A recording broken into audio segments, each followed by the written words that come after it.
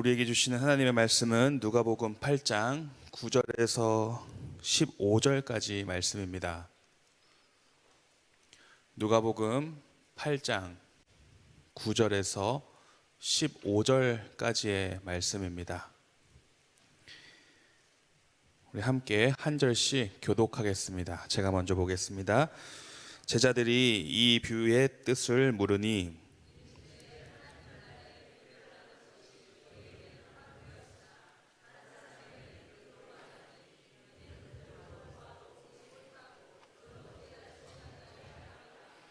이 비유는 이러하니라. 씨는 하나님의 말씀이요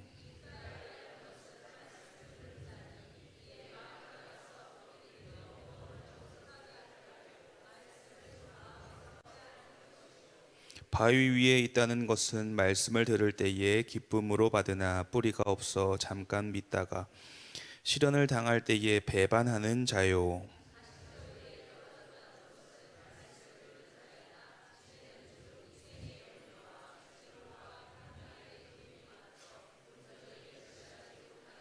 함께 보겠습니다.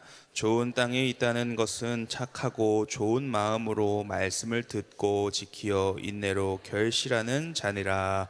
아멘. 예수님께서 말씀을 전하실 때에 자주 사용하시는 방법이 있는데요. 바로 비유입니다. 그래서 비유를 통해서 하나님께서 하나님의 뜻을 말씀을 많이 해주시는데, 이 비유는 무엇입니까? 어떠한 현상이나 사물을 직접 설명하는 것이 아니라 다른 비슷한 현상, 또 이해하기 쉬운 것에 사물에 빗대어서 설명하는 것이 바로 비유이죠. 즉 듣는 이들의 눈높이에 맞춰서 또 이해할 수 쉽게 하는 것인데요. 생활에 친근한 것들로 설명을 해주기도 하고, 친숙한 것으로 천국과 하나님의 나라 그리고 구원에 대하여서 예수님께서는 많이 이야기를 하십니다. 오늘 말씀은 많은 비유 중 하나인 이 네 가지 땅에 떨어진 씨의 비유인데요. 오늘 말씀을 통하여서 하나님께서 우리에게 원하시는 것은 무엇인지, 또 요청하시는 것은 무엇인지 알아가는 귀한 시간이 되기를 소망합니다. 예수님 공생의 당시 예수님이 계신 곳은 늘 많은 사람들이 따라다녔습니다. 어마어마한 사람들이 예수님을 따라다녔는지 모릅니다. 오늘 말씀도 그렇습니다. 각 동네로부터 사람들이 많이 모였습니다. 예수님이 어디 온다라는 소문만 들으면 사람들은 여기저기에서 모여듭니다. 오늘도 이 갈릴리 바닷가에 큰 무리를 이루었습니다. 사람들이 많이 모였으니까 또 예수님께서 한 말씀 하셔야 되겠죠. 또 가르침을 주셔야 되겠죠. 예수님께서 하나님의 나라를 선포하시고 또 하나님의 말씀을 선포하십니다. 모인 이들에게 예수님께서 가르침을 시작하시는데요. 오늘 본문 그 앞에 4절에서 8절까지의 말씀이 예수님께서 가르침을 말씀하십니다. 이 내용은 우리가 많이 접하고 있어서 잘 알고 있는 내용입니다. 씨 뿌리는 자가 씨를 뿌립니다. 그런데 덜어는 길가에, 또 덜어는 바위 위에, 또 덜어는 가시 떨기 속에, 덜어는 좋은 땅 위에, 이렇게 씨가 떨어지는 곳이 네 군데가 나옵니다. 그런데 이 씨를 뿌린 결과가 다 다르지요. 어떻습니까? 길가에 떨어진 씨는 곧바로 새들이 와서 다 쪼아 먹습니다. 그리고 바위에 떨어진 씨는 싹이 났다가 곧 말라버립니다. 그리고 가시떨기 속에 떨어진 씨는 가시가 함께 자라서 그 기운을 다 막아버립니다. 좋은 땅에 떨어진 씨는 어떻게 됐나요? 100배의 결실을 맺었습니다. 이 이야기를 들은 제자들이 예수님께서 무슨 말씀을 하시는 건가 참 이해가 되지 않는 겁니다. 도통 이해가 되지 않아서 이 비유의 말씀을 물어봅니다. 주님, 도대체 이게 무슨 뜻입니까? 무슨 말씀을 우리에게 하시는 겁니까? 주님께 이 비유의 뜻을 물어보니 친절하신 예수님께서 그 비유의 뜻을 다 알려주시는데요. 그게 오늘 본문 말씀입니다. 씨는 무엇을 말씀하십니까? 하나님의 말씀이다 라고 이야기해 주십니다. 천국 복음, 하나님의 나라, 복음, 구원에 대한 말씀입니다. 이 씨가 뿌려졌습니다. 다 뿌려졌는데 떨어진 곳에 따라 상황에 따라 결과가 모두 달랐다라는 것이죠. 그런데 여러분, 우리가 생각해 봐야 할 것이 있습니다. 네 가지 이 상황 속에 그 공통점이 하나 있는데요. 이 네 가지 상황 속에서 공통점, 그것은 뿌려진 씨가 다 다른 씨가 아니라 같은 씨라는 겁니다. 씨에 따라서 열매와 그 결과가 다를 수 있지만 지금 뿌려진 이 씨는 같은 씨라는 거예요. 하나님의 말씀인 그 씨, 같은 씨가 뿌려졌다라는 겁니다. 그러니 열매의 결과가 다르다라는 것은 씨의 문제일까요? 씨의 문제가 아닙니다. 같은 씨가 뿌려졌기 때문에 결과가 다르다는 것은 씨의 문제는 아닙니다. 씨가 떨어진 곳과 또 상황이 다르다라는 것을 우리가 알 수 있죠. 예수님은 이어서 그 이유와 장소에 대해서 설명을 해 주시는데요. 먼저 이 예수님의 설명을 알아가고 우리에게 하시고 싶은 말씀이 무엇인지 좀 깨달았으면 좋겠습니다. 첫 번째 씨가 뿌려진 곳은 어디입니까? 길가입니다. 우리 12절 말씀 함께 읽겠습니다.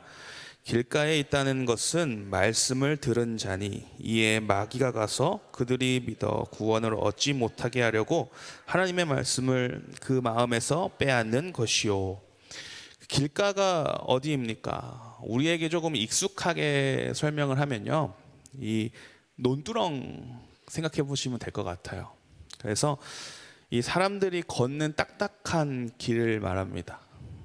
씨가 이 논이나 밭에 뿌려져야 되는데 이 논두렁이나 밭두렁에 이렇게 있는 것이죠. 그러니까 잘못 뿌려진 거죠.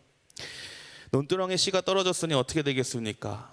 사람들이 걷는 곳이니 사람들이 밟으면 밟히는 것이고 또 참새들이 와서 쪼아 먹으면 없어지는 겁니다. 공중에 새가 와서 쪼아 먹고 사람들이 걸으면 밟히고 흙 속에 묻히지 않고 그냥 표면 위에 있으면서 그 노출된 씨앗은 그냥 좋은 먹잇감이 되는 것이죠. 그 씨가 정상적으로 남아있고 뿌리를 내릴 수 있을까요? 우리는 알고 있죠. 없습니다. 무슨 일이 일어나도 일어나죠. 길가에 있는 씨가 뿌려진다라는 것, 이 길가는 씨가 뿌려지는 적당한 곳이 아닙니다. 뿌려지면 안 되는 곳이죠. 하나님의 말씀, 이 복음이 들어가기가 어려운 곳입니다. 말씀을 들은 자라고 말씀은 하고 계시지만 이 마음이 딱딱해져서, 듣는 이의 마음이 딱딱해져서 하나님의 말씀이 들어갈 곳이 없다, 방법이 없다라는 것을 말씀하세요. 결국 안타깝게도 이런 사람들에게는 복음이 전해진다 한들 복음의 열매를 맺기는 참 어렵습니다. 사탄이 와서 빼앗아 가기 때문에 하나도 남지 않습니다. 사탄은 말씀을 듣고 이를 믿어서 구원에 이르려고 하는 것을 제일 싫어합니다. 그러니 이 말씀을 먹으려고 하고 뿌리를 내리려고 하는 그것에 제1순위로 와서 그 씨를 가지고 가는 것이죠. 그렇게 회방을 합니다. 하나님 나라 복음을 들어도 듣지 못하고 보아도 보지 못하는 사람들은 이 길가에 있는 사람들입니다. 두 번째는 어디인가요? 두 번째 씨가 뿌려진 곳은 바위 위입니다. 바위 위. 우리 13절 함께 읽겠습니다.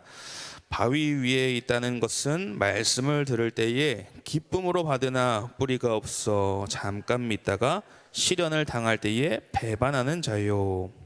이 이스라엘 땅들은 그 속이 두꺼운 석회암으로 되어 있습니다. 그런 곳이 많습니다. 그래서 흙이 이렇게 얇게 덮인 곳에 돌밭이 많은 그런 지지를 가지고 있는데요. 이곳에 씨가 뿌려지면 바위가 그 열을 오랫동안 갖고 있어서 그 씨가 금방 싹은 틔울 수 있지만, 그런데 뿌리가 깊게 내리질 못해서 뿌리는 그 돌에 깊게 내릴 수가 없어서 해가 돋으면 곧장 말라 죽는다 합니다. 그런데 말씀의 특이한 것은 이 말씀, 하나님의 말씀을 들을 때 어떻게 받았다고 하나요? 기쁨으로 받았다고 합니다. 하나님의 말씀을 기쁨으로 받았습니다. 그런데 시련을 당할 때 배반했다라고 말씀을 하세요. 우리가 이 부분을 좀 잘 생각해야 합니다. 기쁨으로 받았는데 왜 배반을 할까요? 분명히 하나님의 말씀을 기쁨으로 받았는데 왜 배반하는 일이 생기냐 이 말입니다. 왜 열매를 맺지 못할까? 왜 잠깐 기뻤다가 배신할까? 왜 배반할까? 왜 떠나버릴까? 그 이유는 뿌리가 없기 때문입니다. 뿌리가 없습니다. 무슨 말입니까? 이 하나님의 말씀을 자기 감정 위에 두는 겁니다. 하나님의 말씀을 자기 감정 위에 두고 복음을 자기 감정 위에 둡니다. 즉 자기 중심적 신앙을 가지고 있는 것이죠. 처음 복음을 접했을 때 어떤 마음이 듭니까? 얼마나 기뻐요. 구원받았다라는 그 사실이 얼마나 기쁘고 감격하고 하나님께 감사하고 얼마나 놀라운 일이다라고 고백을 합니까? 그렇게 처음으로 하나님 만났을 때에는 감사와 기쁨이 넘쳐났습니다. 그런데 신앙이 깊어지고 깊어질수록 신앙의 길을 걸어가면 걸어갈수록 그 신앙을 지키기 위해서 따라오는 어려움들이 있지요. 어려움들이 따라옵니다. 믿음으로 인한 어려움과 고난 그리고 시험이 다가옵니다. 그때 축복되고 기쁘고 너무 신났던 그 마음들이 다 사라지고 그 안에 무엇이 생깁니까? 신앙이 식어지고 믿음이 식어지고 결국 하나님도 떠나게 되지요. 그 이유는 자신의 감정에 복음을 내렸기 때문입니다. 감격과 은혜와 사랑, 기쁨이 어떠한 고난과 어려움과 역경 때문에 사라질 때 사람의 감정이 주가 되어 있으면 그건 흔들리게 되어 있습니다. 하나님의 말씀이 내 감정 위에 서 있다면 그것은 흔들릴 수밖에 없습니다. 내 기분 때문에 좌지우지 되는 것이죠. 좋을 땐 마냥 좋습니다. 근데 힘들 때는요. 힘들 때는 어떻게 된가요? 넘어질 수밖에 없습니다. 하나님을 원망하고 심지어 하나님을 저주하고 결국 하나님을 떠나게 됩니다. 이들이 바로 바위 위에 있는 이들입니다. 세 번째는 어디인가요? 씨가 뿌려진 곳 가시떨기 속입니다. 14절 말씀 우리 함께 읽겠습니다. 가시떨기에 떨어졌다는 것은 말씀을 들은 자이나 지내는 중 이생의 염려와 재물과 향락의 기운이 막혀 온전히 결실하지 못하는 자요. 이곳은 앞선 두 곳과는 조금 다릅니다. 이 가시떨기 속은 땅이 문제가 아니라 그 주위에 있는 게 문제입니다. 가시떨기가 이 문제인 거죠. 가시떨기는 이 팔레스타인 지역에서 쉽게 볼 수 있습니다. 그리고 이것은 성장 속도가 다른 것들과 비교하여서 매우 빨라서 아주 자라고 풍성하게 자라는데요. 그리고 땡볕을 가려주는 그 햇볕을 가려주는 역할을 하기도 합니다. 그런데 그 속에 씨가 들어가는 거예요. 가시떨기가 이렇게 있고 그 안에 씨가 들어가 있으니 이 씨가 햇볕을 받을 수가 있습니까? 못 받습니까? 그러니까 받을 수가 없죠. 해를 받아야 싹을 틔울 수 있는데 해가 단절되어 있는 겁니다. 중요한 그 요소가 차단되어 있는 것이죠. 이 가시떨기 때문에 차단되어 있는 상황입니다. 그런데 이 가시떨기가 뭐라고 말씀하십니까? 이생의 염려와 재물과 향락이라고 예수님께서 말씀을 하십니다. 앞서 두 곳은 외부적인 조건에 의해 열매를 맺지 못하였으나 이곳은 내부적인 조건에 의해서 열매를 맺지 못하는 겁니다. 스스로 하나님과 멀어지고 세상의 염려, 재물, 향락에 기운을 다 뺏기고 막혀진 겁니다. 이상의 염려는 무엇입니까? 우리가 생활을 하면서 그 생활에 대한 온갖 염려와 근심과 걱정거리들을 이야기합니다. 재물과 향락은 무엇입니까? 재물의 욕심과 육신의 쾌락을 이야기를 하지요. 그래서 이 가시떨기는 신앙생활에 하나님의 말씀이 열매 맺게 하기에 방해 요소가 된다라는 겁니다. 성장을 방해하는 요소가 됩니다. 결국 잘못된 방향이 되고 말죠. 신앙생활을 하다가 염려와 근심에 사로잡히고 욕심과 쾌락의 방향을 맞추어서 열매 맺지 못하는 자들이 있다라는 겁니다. 그들이 바로 가시떨기 속에 있는 이들입니다. 네 번째는 어디입니까? 좋은 땅이죠. 네 번째 씨가 뿌려진 곳 좋은 땅입니다. 우리 15절 함께 읽겠습니다. 좋은 땅에 있다는 것은 착하고 좋은 마음으로 말씀을 듣고 지키어 인내로 결실하는 자니라.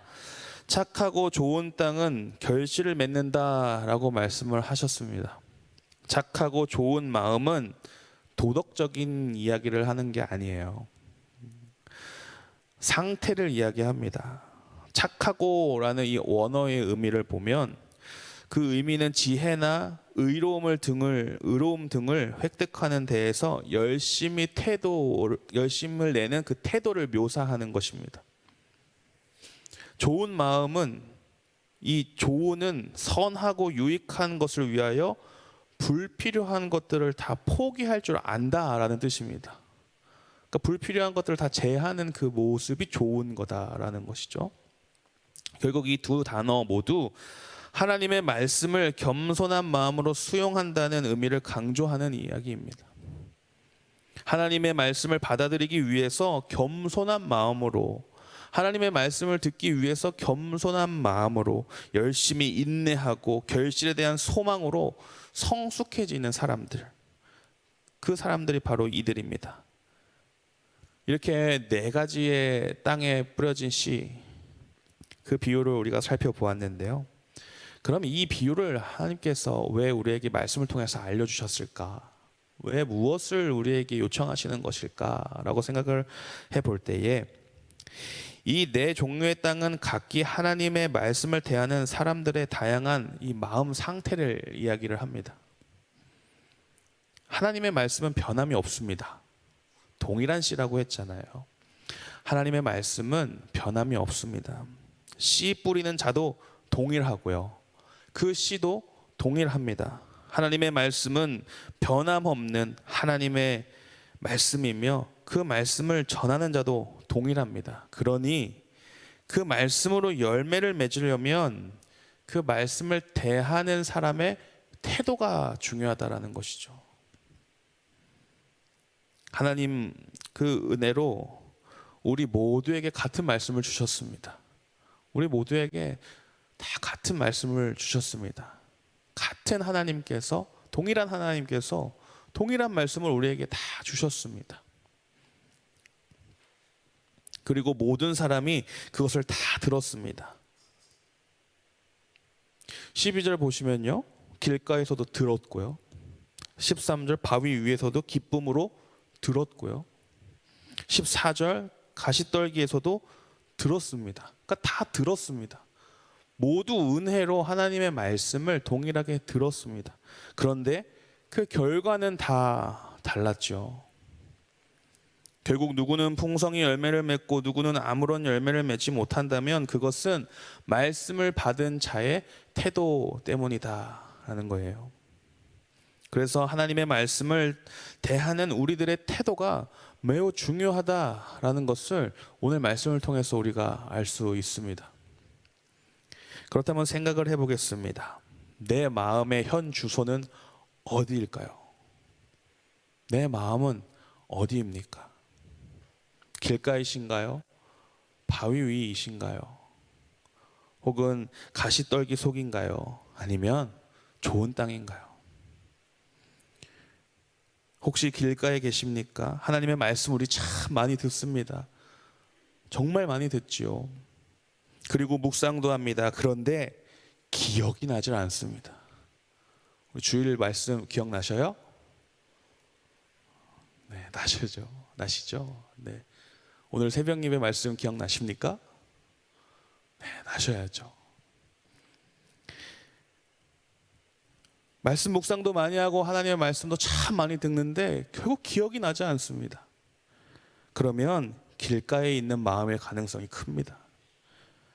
물론 이제 좀 기억력이 가물가물해지셔서 생각이 잘 안 나다가 오늘 새벽 말씀 이거였잖아 하면 그렇지 하고 생각나시는 거는 괜찮습니다. 그게 아니라 오늘 이거잖아, 그랬어? 그럼 길가에 있다라는 거죠. 다시 한번 곱씹어보고 아예 생각이 안 난다면 그건 길가입니다. 씨가 하나도 남아있지 않습니다. 왜요? 사탄이 가져갔으니까요. 길가에 뿌려진 그 씨를 누가 가져갔습니까? 사탄이 가져가 버렸어요. 그러니 생각이 나지 않는 것이죠.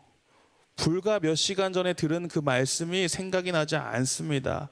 묵상을 하고 하나님께서 어떠한 마음을 주셨는지 생각이 나지를 않아요. 계속 말씀을 묵상하고 하나님 말씀 앞으로 나아가겠다라고는 했는데 결국 기억이 나지 않습니다. 왜요? 밟혔고요, 먹혔고요, 뺏겼고요. 남아나지가 않습니다. 여러분, 그런 상황에 우리가 있다면 회개해야 합니다. 회개해야 합니다. 하나님께서 말씀을 주셨잖아요. 기쁨으로 받아야 됩니다. 우리가 길가에 있으면 안 됩니다. 우리의 마음이 딱딱해져서 하나님의 말씀을 하나님의 말씀으로 받아들이지 못한다면 그건 큰 실수가 됩니다. 하나님께 죄송한 일이 되는 거예요. 한때 유행했던 이 한입만이라고 아세요? 한입만? 영상도 많이 돌았는데요. 아이스크림을 먹으려고 딱 깠습니다. 막대 아이스크림을 딱 깠는데 옆에 친구가 한 입만 주실 거예요, 안 주실 거예요? 고민이 되죠. 라면을 아주 맛있게, 배고픈데 라면을 아주 맛있게 파 송송 탁 해가지고 계란 탁 먹으려고 딱 하는데 옆에서 한 입만 주실 거예요, 안 주실 거예요? 주실 거예요. 한 딸 아이가 아빠가 딸 아이에게 아이스크림을 선물했습니다. 그래서 아이가 맛있게 탁 까서 이제 먹으려고 하는 찰나에 아빠가 줬으니까 한 입만. 딸이 어떻게 했을까요? 당연히 주죠. 자, 이렇게. 근데 그 아이스크림을 다 먹어버린 거예요, 한 입에. 그 요만큼 남은 아이스크림을 그 딸아이가 떨어뜨리면서 엉엉 우는 영상을 본 적이 있습니다. 제가 아니에요. 영상을 봤습니다. 그 눈앞에서 소중한 걸 빼앗겨 버리니까 아빠고 뭐고 없는 거예요. 막 울고 얼마나 서럽게 우는지. 근데 또 그 모습을 영상을 찍으면서 어른들은 깔깔깔깔 웃고 있잖아요. 내 눈앞에서 소중한 걸 빼앗겼다라는 그 상황, 얼마나 서럽고 얼마나 슬프고 그 마음이 그렇게 막 표출이 된 거잖아요. 여러분, 정말 소중한 거를 누가 뺏어간다 한번 생각해 보십시오. 여러분 앞에서, 눈 앞에서 그 정말 소중한 걸 싹 뺏어간다라고 생각을 해 보십시오. 괜찮으세요? 주실 건가요? 그래, 가져가라. 주실 건가요? 마음대로 하십시오라고 하시겠습니까? 나는 괜찮습니다, 다 가져가십시오라고 할 수 있는 사람이 있을까요? 없을 것 같아요. 나한테 가장 소중한 거니까요. 그런데 여러분, 하나님의 말씀을, 내가 받은 그 하나님의 말씀을 지금 사탄이 뺏어간다는데 괜찮으십니까? 뺏기면 안 되죠. 얼마나 서럽고 얼마나 화나고 얼마나 애통해야 합니까? 그래서 우리는 그 길가에서 벗어나야 됩니다. 억울해야 됩니다. 화가 나야 되고요. 나에게 정말 소중한 것인데요. 그런데 그렇지가 않아요. 왜 그럴까요? 내 마음은 단단해져 버렸으니까요. 하나님의 말씀이 그만큼 소중하지 않아서요. 사랑하는 성도 여러분, 우리의 마음이 딱딱해지지 않기를 소망합니다. 하나님 앞에 정말 그 마음이 딱딱해지면 안 돼요.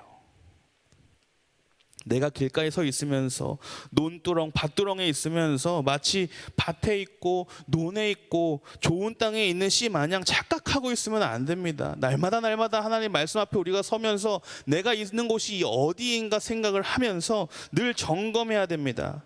우리의 마음이 딱딱해지지 않도록 하나님의 말씀을 소중히 여기는 저와 여러분이 되기를 소망합니다. 두 번째, 우리의 현 주소 혹시 바위 위는 아닐까요? 바위 위. 분명히 오늘 말씀에 참 기쁨으로 말씀을 들었다고 합니다. 그런데 그 기쁨이 내가 생각하는 기쁨과 다른 거예요. 하나님께서 기쁨으로 말씀을 주셨는데 내가 생각하는 기쁨과 다릅니다.